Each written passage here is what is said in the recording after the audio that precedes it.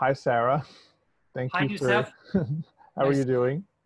Doing okay. I mean, I think we're all doing kind of as okay as we can during unusual times, but all right. Yes. Today we're going to be talking about Busoni's 7 Elegies that you sent us footage of. These were published in just as the first 6 pieces in Mhm. 1908 when he was Yes, sure. 42 years old. The publisher, Breitkopf and Härtel, labeled them as new piano pieces, although Mm. half of them, namely the second, fourth, and the fifth, were actually based on prior compositions of his. That's right. So, but whether he was recycling or not is not the new that we're interested in here. Mhm. So this was the turn of the century, and it was a period where tonality was being formally departed from. Mm. In 1910, Schoenberg characterizes his atonal compositions as, quote, a compulsion of my need for expression, but possibly also a compulsion of an inexorable but unconscious logic of harmonic construction. So while the elegies are not atonal, they also mark a compositional departure.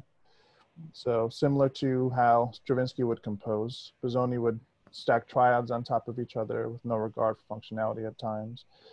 Sometimes or a lot of the time, he served sonority rather than tonality in many moments of the music. Mhm. Sometimes he stacked styles together, like in Movement 2. Mhm. Um, this new style is signified by the name of the first piece in the set, translated into after the turning, Mm. as in the pieces to come are after the turn to a new style. Mm. So I'm a person who is studying the psychology of music. I'm more interested in how listeners hear music than anything else. Mm. My study focuses heavily on tonal music, so it's somewhat limited because it is the music that Western listeners with various musical experience understand in common.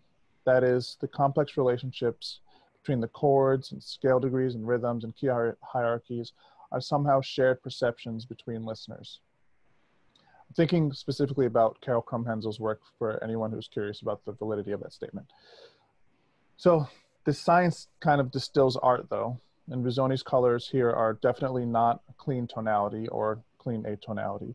That's why I thought it would be interesting to merge the perspective of a pianist or someone who is really in the music and understands it with the perspective of someone who really only understands fundamental, unadulterated perceptions of listeners, which don't really reflect day-to-day experiences. So before I go into some specific questions, do you want to talk a little bit about the tonality in these pieces? Yes, absolutely. I'm going to come around to it because I think the starting point for me is to talk about why Busoni fascinates me in the first place, because it's a little bit unusual. I think there are many musicians who come to Busoni as a fascinating historical figure. They may be particularly studying Schoenberg or Zemlinsky or Hindemith or other sort of post-tonal composers. And they come to Busoni as a kind of a side figure who dabbled here and there. And they place him primarily as a kind of an intellectual experimenter. But my own experience is so very different from this. I happened to be studying in my teen years before I came to New York to study at Juilliard. I was working with a very great pianist named Mieczysław Munz, who had been a pupil of Busoni. And Mr. Munz died just before I entered Juilliard and would have studied with him quite a bit more. And it's because of his death that I felt sort of like a father had been ripped away from me. And I wanted to know more about his own background. Where did his wonderful piano teaching come from? And I began in those years, my college years in the 1970s, to study his teacher, Busoni. And I was really fascinated. This wasn't, I was expecting to find a bio of somebody who was like a piano teacher in Berlin. But I didn't expect to find all this, the compositions, the arrangements, the transcriptions, the numerous writings of philosophic character. And in fact, because of that, it was coming upon Busoni from that angle at the age of 16. I experienced it almost like, I was discovering family roots. And that had a lot to do with my understanding and appreciation of Busoni as both a composer and a pianist. I think, first of all, primarily as a pianist, because I was really looking at the music of Liszt and Bach and Beethoven and so forth at that time. So I was really curious about how did Busoni play that music? How did Busoni teach that music? How did he interpret that music? All this kind of thing. And then shortly into my years at Juilliard, I happened to become acquainted with Busoni's daughter-in-law, Hannah, who lived on 56th Street. She became a very close friend. And there again, I mean, I think I missed, fortunately, a kind of an intellectual coming to Busoni out of books or something. It was sort of like he was somebody who I knew somehow personally. And when I played his music, including these elegies, I particularly felt the powerful emotion of this music. I think this is really seriously misunderstood or underrepresented by most pianists who are playing Busoni. There were recordings that I would hear of Busoni's music that just buffaloed me. I thought, I don't understand where they're coming from or why they're playing it that way. And I dare say I would critique a lot of recordings of the music of Schoenberg the same way.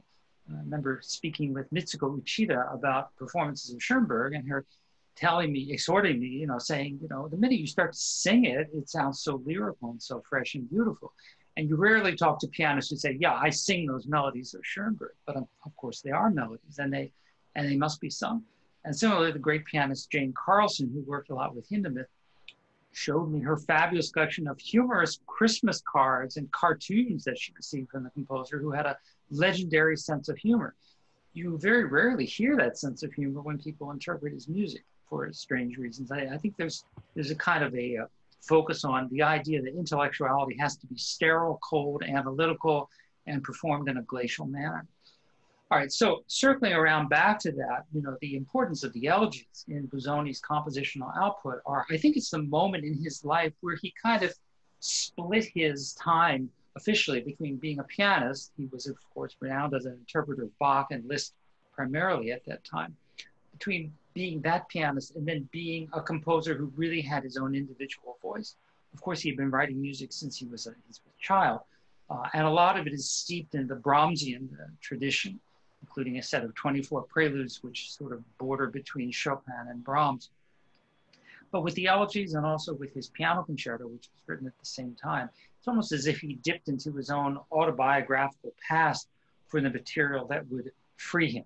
So when he refers to, he used that title, Nach der Wendung, it's very much this idea. It's not an intellectual turning point so much as a kind of a turning point of age, where he's able to look backwards and yet at the same time forwards. And that's really what is experienced, I think, in the traversal of those 7 elegies. He appended the 7th one, I think, quite importantly, as a funereal piece to his mother when she passed away.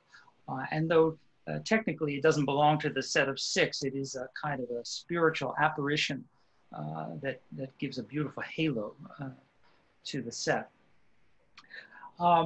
I think he felt liberated in what he called, his term was junge Klassischer, my German is not so great up to that, but a young classicism that he coined. He coined that term as sort of an opposition to neoclassicism of Stravinsky or Poulenc.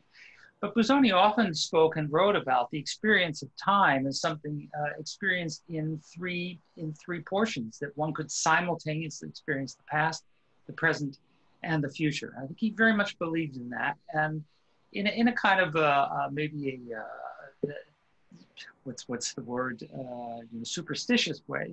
He used the word magic a lot and said that music was magic. And I think he felt that in the process of writing, of listening, or creating, or making music, that one could experience a kind of an out-of-body experience where you sort of freely floated through time. All right, so that's coming back to all of what you're saying, from sort of a more personal standpoint.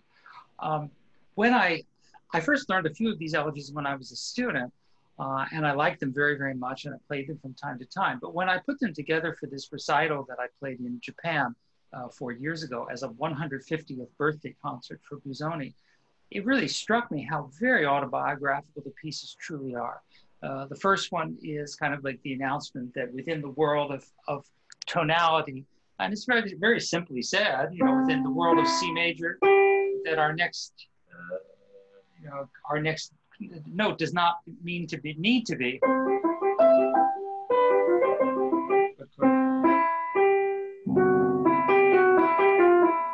It goes into sort of free textures from that point forward. And the second piece, this outrageous Italian dance, which is dedicated to his favorite pupil, Egon Petri, is clearly a homage to his father, who was a street musician. He played the clarinet in bands and so forth. And he left the house when Busoni was very, very young. He really didn't know his father, and he had terribly mixed feelings about him.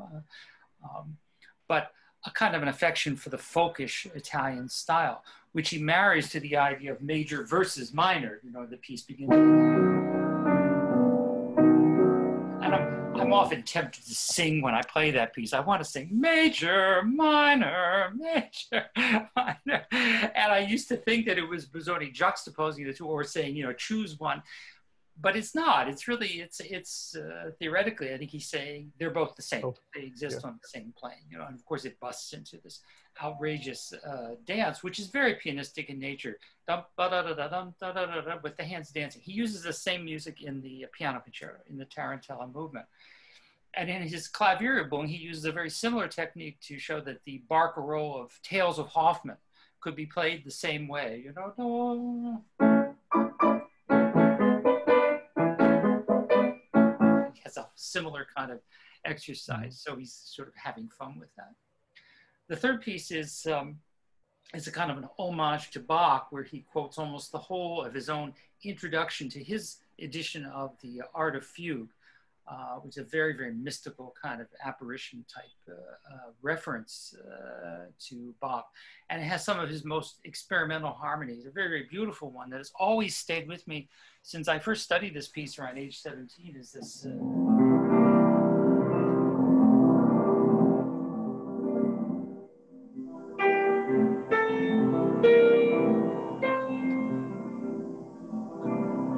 Just totally stacking thirds on top of each other, somewhat in the manner of Brahms, but the piano technique is stolen from Liszt, specifically this Un Sospiro etude, which you'll see if the angle is right here, uses a similar technique.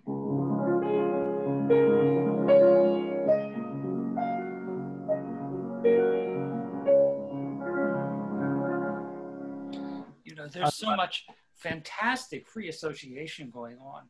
With that, I just want to note how openly consonant that is, especially in contrast with the beginning, the first movement, when he goes to the F sharp after the C major triad. He's very comfortable going back and forth between these styles, and not really, it doesn't feel awkward with him.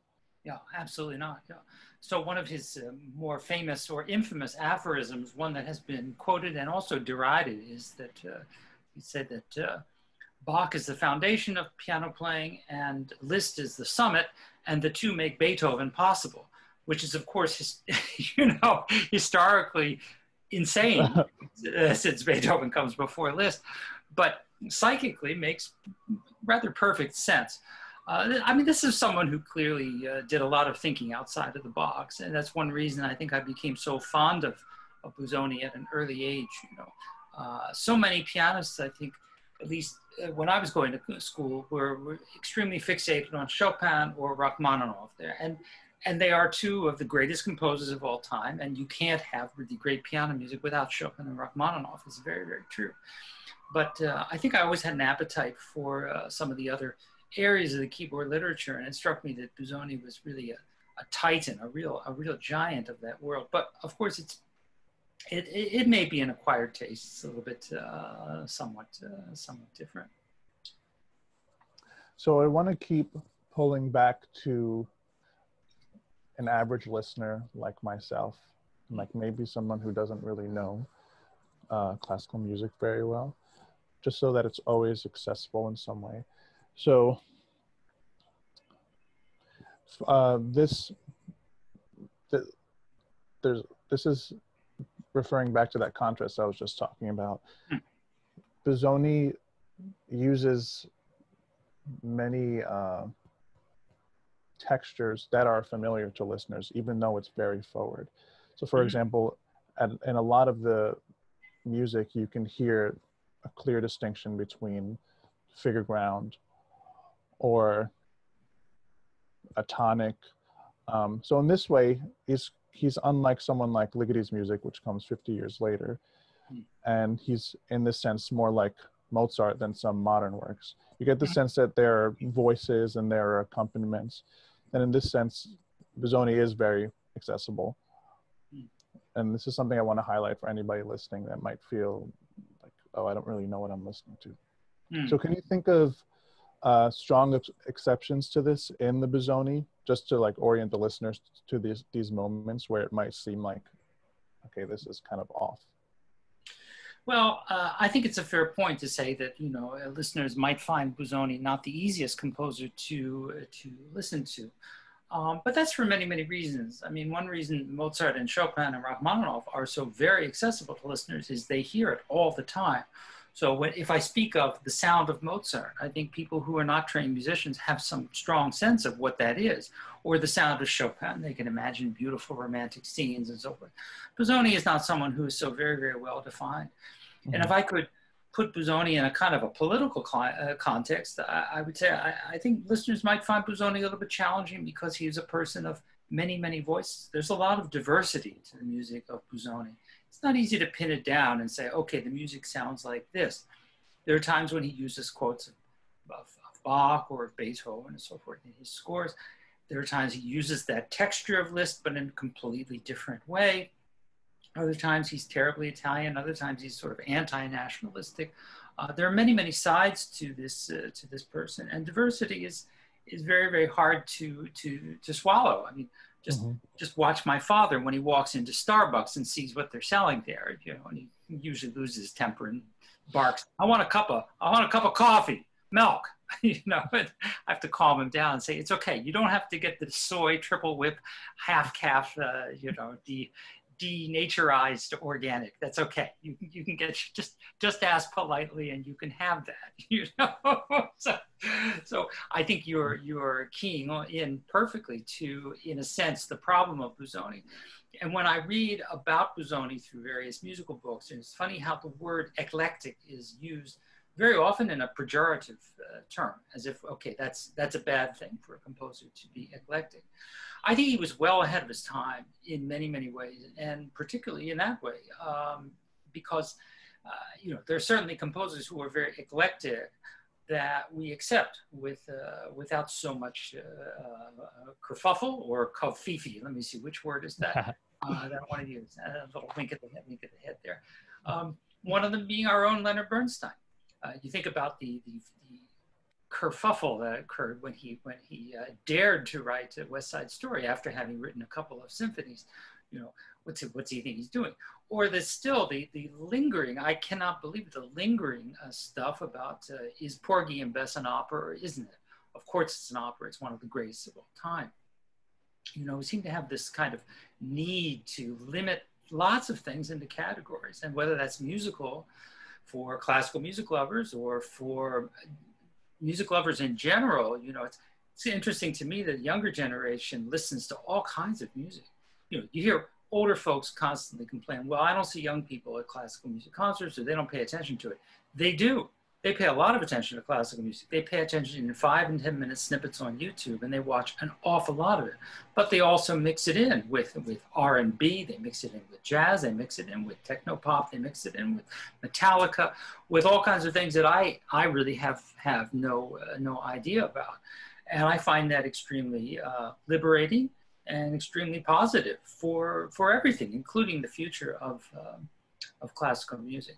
So to say, I don't think that eclecticism is really a bad thing by any means, and I'm quite confident that in this recital program, which I did play a few times in 2016, that the exploration of Busoni's many sides is a lot of fun and of great interest. I mean, what he does to Bach in terms of his arrangement of the Goldberg, what he does to Liszt in the 6 Paganini etudes, how he inspired the young Italian composer Alfredo Casella in his etudes, and then of course in this wonderful set of elegies that I've always loved. These are, I think, in many ways, I would put this at the top of Busoni's compositional achievements. I think these elegies are really great piano pieces, a real landmark of the repertoire. you think that later composers are less subject to this boxing in by critics? I think that they, if they are not yet, they certainly will be less subject to that. I just see it in primarily in young people, people under the age of 30, just reject labels. And again, maybe I'll go back to the human element. I mean, I just feel like you see the strife that's occurring in our country. I mean, I'll compare it to the political situation. You know, who are the people who are so scared of change and diversity and inclusion? You know, I don't know anybody like that who's under 30, at least on our campus here at Temple or in the city. It seems, seems to be a real generational divide about awareness of the larger world, acceptance of the larger world, attempt to understand the larger world. And dare I say, this might owe an awful lot to the existence of the internet. I feel like my own world was changed greatly in the mid-1990s with the acquisition of my first computer. And my goodness, you know, there were chat rooms. People talked about things that I didn't know existed, you know.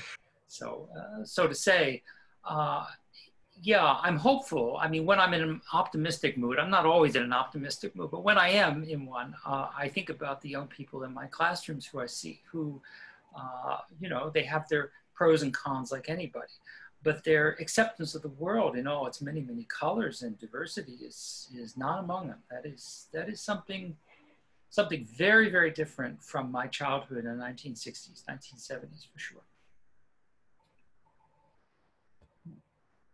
It's interesting to connect this with Busoni, who is so diverse in his composition. It sort of all makes sense, falls together, hangs together really well.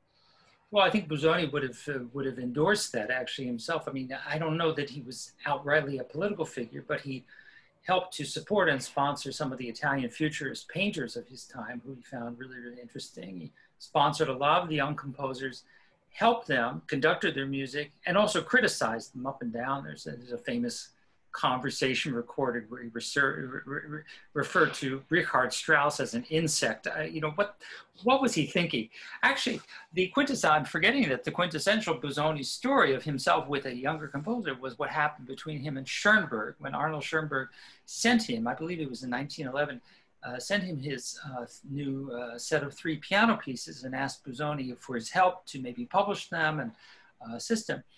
And Busoni sat down and promptly transcribed the second of those pieces in a style that he thought was superior and sent it back to Schoenberg with the suggestion that, yes, why don't we publish this in your version with my, you know, with my improvement above it. And the letters that followed were not very nice. So, you know, it's sort of a double-edged sword. I mean, Busoni had his view of what was really, really great. And he writes sometimes in his letters of, there's a famous one where he says he saw some flaws in Mozart's Figaro for the first time and how disappointed he was to find mistakes in Mozart. I don't know which mistakes he was referring to, but, you know, he was an Apollonian and somewhat judgmental figure in those ways. At the same time, you know, he was not a put-down artist. He wanted people to make their mark, and he helped sponsor them. I had a funny incident back in, oh my goodness, 1980s, I guess. I was at a piano competition in Zurich, Switzerland, and I happened to pass by a building with a plaque on it and said that Sigmund Freud had lived there during the years of the First World War. And when I reached my destination, I asked an older gentleman if he'd ever seen Freud there. And he said, no, he said he knew that Freud had offices there, but Busoni lived there. And he saw Busoni from time to time going in and out of the building. And I said, I was fascinated. I said, oh my God, what was Busoni like? And he says, I don't know. He was always going into practice. But of course, it says a lot that he fled Germany at that time to sit out the war in neutral Switzerland. He was not someone, I think, who would tolerate racist policies or governments or war in any way, shape, or form. Cool. All right, I'm gonna turn to some more fundamental things again. I'm sorry. So there's some interesting debate in music cognition and psychology about the relationship between tonality and the pleasurableness of listening. This is probably an age-old thing too. So thinking back to Krumhansel's work, she would present participants with a musical context, either chords or scales or melodies, and then present them with a single tone or chord as a probe, and ask them on a scale from 1 to 7 how well the probes fit prior contexts. She found after many trials across many participants that the ratings correlated to the functions and hierarchies as have been outlined by music theorists for centuries now. So the question of whether these probe tones were more pleasurable than another is lying somewhere beneath these responses. So for example, David Huron, using interval vector analysis, found that our most common scales, that is the major diatonic scale, the harmonic and melodic minor scales, the pentatonic scales, the common blues scales, and the Japanese Ritso mode, have significantly more consonant intervals than other modes. Other studies on lone intervals show that these consonant intervals are perceived as more pleasurable than other intervals, just on their own, not really in a musical context. And there's a physical basis for this too, namely the lack of ringing in perfect intervals or sensory dissonance. So obviously the lot of these scales are contexts for which participants in that probe tone study I was talking about perceive their structural hierarchies. So while these studies are somewhat fancy in how they're executed and the statistics of it, they really just represent basic perceptual experiences. And listening to Busoni is much more complex than a few tones or the categorical question of what key we're in. So I want to expand and like meet you halfway and ask you whether you think in the Busoni that there is a correlation between the expressiveness in the music and the stretching of tonality, and whether in how you specifically play it or inherently in the music. I think you sort of touched on it in the music before, but what are your thoughts on that correlation between expressiveness and tonality, which would sort of go against this research? Wow, that's a very complex and very fascinating subject to bring up, and I have sort of split responses to that. But I'll start with, in terms of Busoni, I think when you talk about expressiveness of tone, I think about how many of my own piano lessons, especially with the great pianist Rudolf Ferruccio, really centered around the quality of tone one drew from the instrument. And I feel like with almost any instrument, certainly string instruments, with clarinet, flute, oboe, piano, all of these instruments, any instrumentalist will tell you that there's a lot of practice going into how to produce the most beautiful sound. And then there are pianists like Dino Lipatti, who were very famous for their beautiful, beautiful tone, or Alfred Cortot was famous for his beautiful tone. And you spend a lot of time analyzing how your fingers work and draw out this kind of tone. I was struck, certainly, when I first started to listen to recordings of Busoni in my later teens. So many of the recordings of various pianists seem to be kind of cold of tone and arch in terms of phrasing and so forth. And I couldn't hear some of the sort of basic principles that I had applied in my own piano studies earlier to music of, say, Chopin, Liszt, Mozart, Rachmaninoff, this kind of thing. I guess something else that would make it a little closer to home would be, I think about performances of Gershwin that I don't like, where the pianists tend to play really fast and with a clattery, bangy sound, because they'll say, oh, I'm jazzing it up, as if to say, well, I need to cheapen this music because that's the style that it's in. And I remember, on YouTube, of course, you can get attacked for almost anything. I remember somebody posted a comment, I think it was my recording of Busoni's Fantasy. They said, well, it's too sweet, or it's too much vocal phrasing here, or something like that. And, I think, well, who wouldn't want to have that, So, yes, I think the perception of his music is very dramatically affected by the affectionate fervor, let me put it that way, with which the performer approaches it. That's true of almost any music, right, really. I mean, and I often tell my own piano students, I can think of almost no piano pieces that require a really harsh or aggressive tone. There's a couple of moments in Prokofiev, and there's the repertoire of Ulst-Voltskaya, which seems to depend on a hammery kind of sound. But it's an extremely rare exception to the rule. when you're referring to that study, which has to do, I think, primarily with kind of harmony and harmonic hierarchies, I try to think of times when I've been exposed to non-Western music, primarily in Japan, because I've spent a lot of time in Japan, particularly listening to gagaku or to going to kabuki performances that are accompanied by those gagaku ensembles. And I'm always so struck that in my ears, which are constantly trying to adjust the tones to make them fit into the, you know, that kind of sound world I'm used to. But of course, the tones are falling in between there, and I can't really quite place them. My ear is fighting to adjust them so that if I had to, I could take music paper and transcribe it all, because my ears are very much trained by that. However, with a little bit of difficulty, if I focus instead on the text of the Japanese that's being spoken as the story unfolds, and you realize that so much more of that gagaku music is about the rhythmic perception and what's going on with the rhythm. Is it a high point of the story, and is the rhythm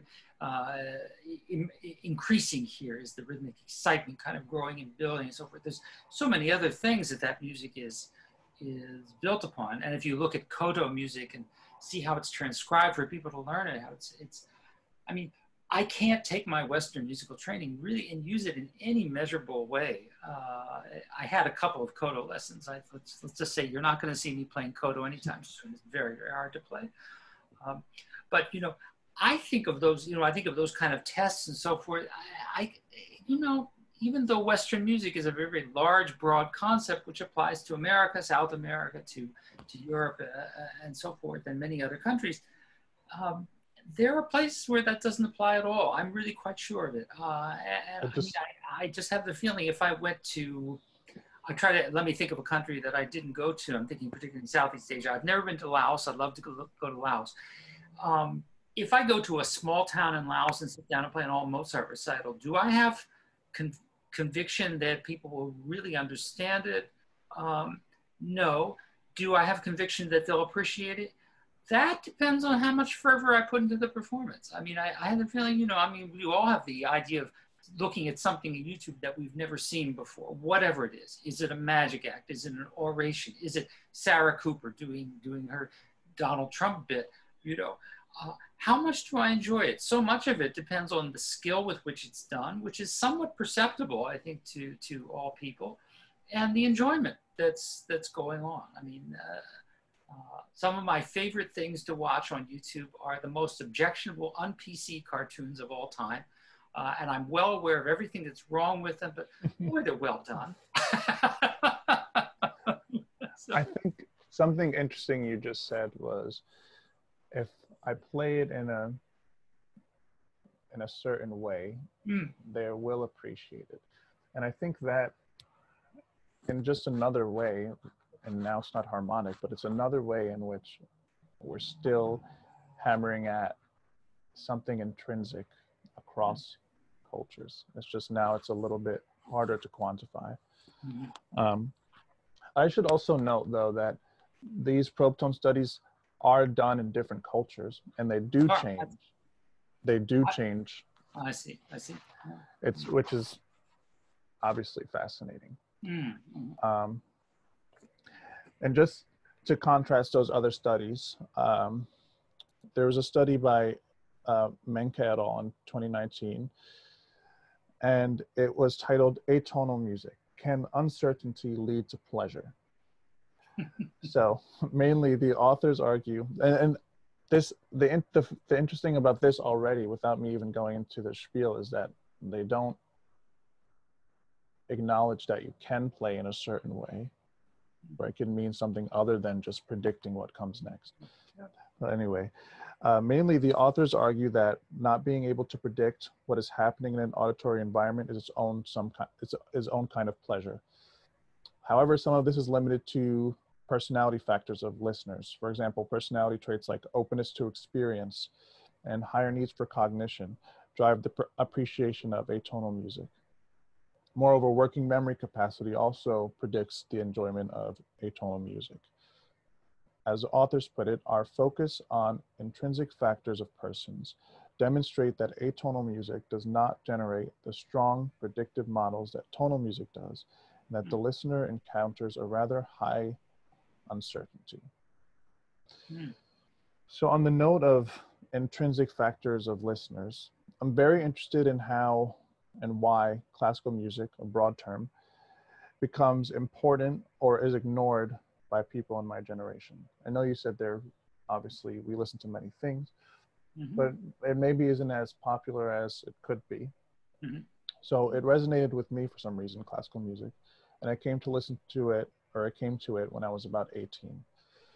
So there are systems we've talked about here that Busoni uses that are meaningful to listeners today. So tonal systems are seen in pop music and R&B music and everywhere. Figure ground texture is also seen, clear tonal functions, tonic functions.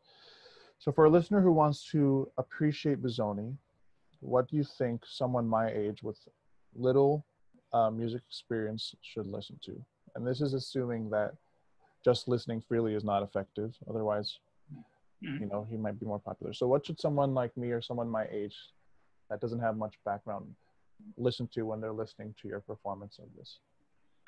It's funny, my response instantly comes to thinking in terms of visual art. I think of so many piano recitals as kind of a trip to the museum. And presumably one enjoys a trip to the art museum looking at the pictures on the wall. But do you enjoy it more or less when you go into the room of Van Gogh if you know about his struggles with his sanity and his personal travails? You know, do you enjoy the Toulouse-Lautrec more if you know that he was a wealthy person who hung around brothels and this was a very kind of radical thing that he was doing? Do you enjoy Renoir's beautiful women more if you know that they were hated and despised and reviled at the time he created them? Which is my way of saying that one of the things I particularly loved as a child when I was taken to concerts, my parents were not trained musicians. They wanted my brother and I to have exposure to culture. They took us to museums and concerts and so forth. But one of the things I loved was the big book with all the program notes. And if I got bored by the music, I'd just start reading the program notes. Or, you know, you look at the cigarette ads or whatever. I don't think it should never really be considered. I think it's a little bit snobbish perhaps to say, well, if you don't know what you're going to listen to, it's a waste of time. That's pretty high-handed and obnoxious. However, as I'm talking about these Busonis Allergies, I compare it to somewhat the autobiography of his life. I think you absolutely understand and appreciate the music more, not with a deep, deep study of tonal theory, not with a great, great study of classical music form, all the rest of it, simply by the human connection. I think that's true of really pretty much all music that you know, or if you think about it as dance, or you think about plays, you know, anything with a kind of a complicated, really complicated cultural framework, ultimately it's about telling stories. One of the best things I ever heard an actor was the actor Gregory Peck said something to that effect about how he chose the roles that he wanted to play. He said, isn't it all about telling and hearing a great story? Absolutely. You know, so all these complex questions of the tonality and so forth can kind of fade by the wayside if you hear conveyed in the performance some measure of, let's say, excitement when you get to that barcarolle section of the second elegy, or the beautiful transcendence of that passage that I just played for you, by the way, a little while ago, that from that third elegy.